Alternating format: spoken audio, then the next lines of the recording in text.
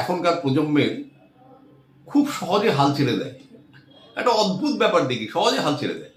আর ইউটিউবে একটাই প্রোগ্রাম দেখি, কোন অ্যাস্ট্রোলজার কি বলছে, কে কি করছে, এবং তাদেরকে ফোন করে চেষ্টাও করে যোগাযোগ করতে, এবং কিছু কিছু জায়গাতে তারা প্রতারিত হয়। আমরা আমাদের কয়েকদিন আগে একটা ফিরোজার অনুষ্ঠানে বলেছিলাম যে একটা ফিরোজা, ইরানি ফিরোজা নিতে। তার মধ্যে দু একজন আমার নেট থেকে কিনেছে, কিনে এবার আমাকে বলছে আমি যে ছবিটা দিয়ে কিনলাম আমি ফিজিক্যালি পেয়ে দেখি এটা অন্য জিনিস। স্যার এটা তো আমি ঠকে গেলাম মনে হচ্ছে, সেটা আমি কি করব?